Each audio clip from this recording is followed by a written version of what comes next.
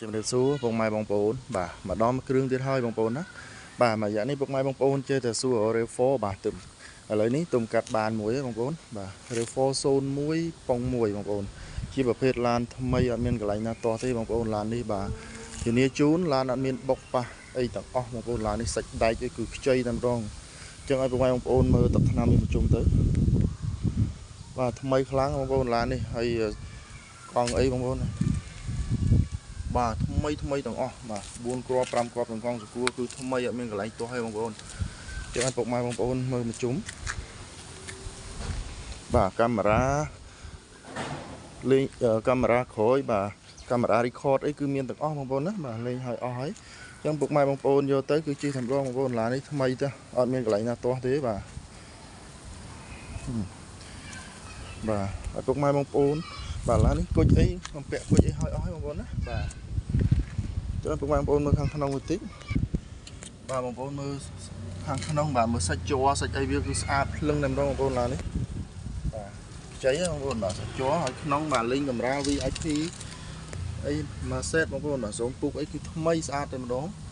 បាទចឹងពុកម៉ែបងប្អូនយកទៅជិះមកបងប្អូនឡាននេះបាទថ្មីអត់ទាស់ទេ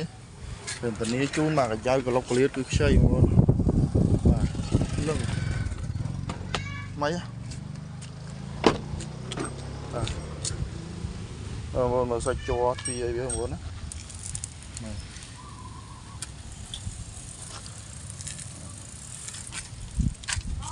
ថ្មីកន្លែងទោះបងប្អូនចូលបងប្អូនមើលបាតក្រោមនេះតិចបងប្អូនមើលបាតវាបងប្អូនណាបាទថ្មីបងប្អូនណាបាទពុកម៉ែបងប្អូនទិញបានមួយគ្រឿងនេះយកទៅប្រើគ្នាថាអែមណាបងប្អូនមើលខាងក្រោយអីវា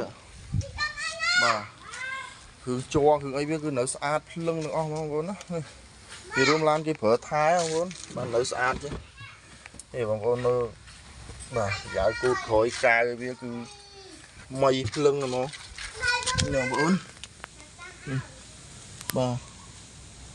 ខ្ចីបងប្អូនអត់ណាកន្លែងណាទាស់ទេបងប្អូនណាថ្មីខ្លាំងបងប្អូនបាទពុកម៉ែបងប្អូនណាស្រឡាញ់ប្រភេទឡានខ្ពស់សមចៃបាទតាក់ទង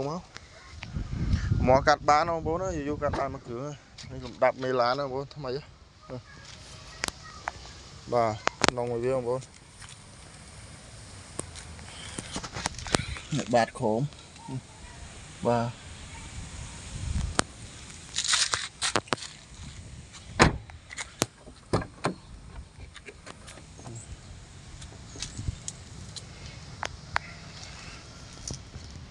បាទថ្មីទាំងក្នុងទាំងក្រៅបងប្អូនណាជ័យតែម្ដងនេះបាទបងប្អូនបាទជួយឲ្យពុកម៉ែបងប្អូនមើលប្លុកម៉ាស៊ីនមួយតិចបាទបងប្អូនបាទមើលប្លុកម៉ាស៊ីនវាបងប្អូនណានេះបាទកាយ៉ៅក្បាលបូមអីគឺបាទភ្លឹងនៅខ្ចីញ៉ាញ់អត់មានបុកប៉ះទេបងប្អូនណានេះធ្នឹមមុខអីវាបងប្អូនបាទធានាជូនឡានអត់មានបុកមានប៉ះទាំងអស់បងប្អូនបាទថ្មីតែម្ដងនេះបាទលេខកូដបញ្ជុំបងប្អូនបាទអញ្ចឹងសម្រាប់ពុកម៉ែបងប្អូនដែលស្រឡាញ់ប្រភេទឡានខ្ពស់បាទហើយសមចៃរស់រាន់តាក់ទងមកបងប្អូនណាបាទសូមអរគុណ